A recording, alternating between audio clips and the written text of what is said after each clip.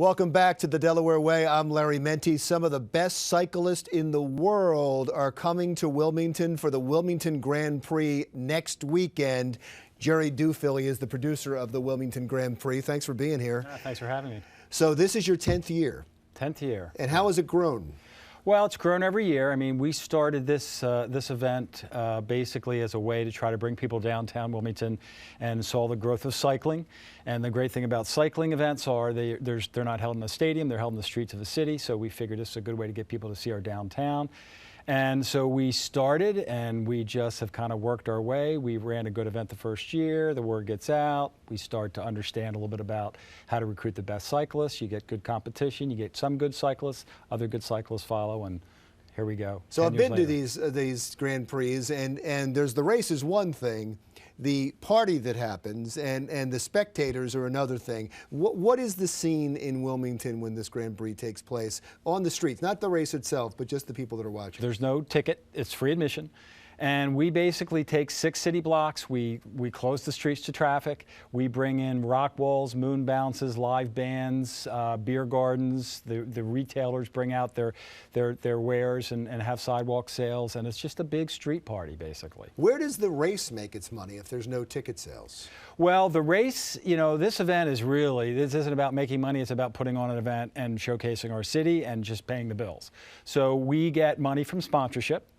As a lot of special events do, and of course the race teams do pay to participate. There is, you know, a significant cash prize. It's a $25,000 purse. So. And this is a big deal. This is part of the national circuit. This is the 9th year this race has been on the national circuit. USA Cycling is the governing body for cycling across the country, and we're one of 25 races on the Pro Race Tour. What's that mean? It means that we are one of the top 25 criterium races in the country. It's a 3-day event. Explain why 3 days. Well, on the first day, we have a kickoff party and we have a time trial. And essentially a time trial is a cyclist racing against a clock, one racer at a time.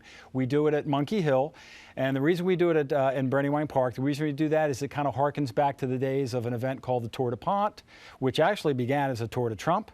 And the cobblestone climb there in Monkey Hill was very famous back in those days, and we've brought it back and made it a part of our event. So we kick it off with a kickoff party where we bring in food trucks, live music, and we have racers basically challenging Monkey Hill. Then Saturday we roll into the national race, where we basically start in the morning with amateur racers and from every skill set, and work up to the pros. And you know, like I said, during that time, there's lots of activities for families. It's all free. And then Sunday, which is an event that's really grown, is that we have great cycling terrain in Greater Wilmington. So we have a Gran Fondo, which in Italian it means big ride.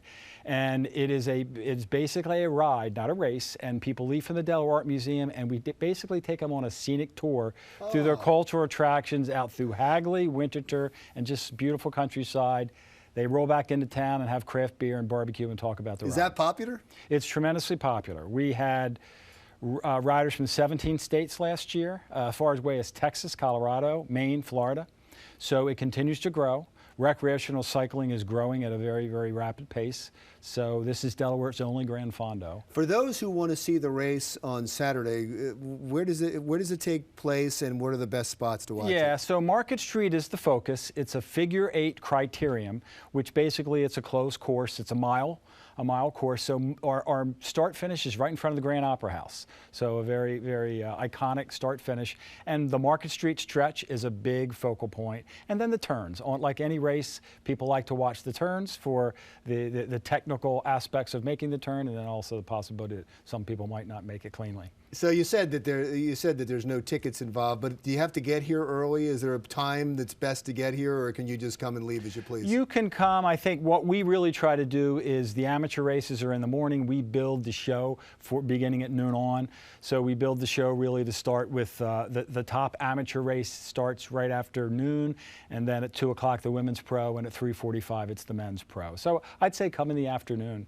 And really, any entry point that you'll want on the course. Where can you get more information on this? Where can you read about it? Yeah, the best way to get information is to go online at wilmgrandprix.com.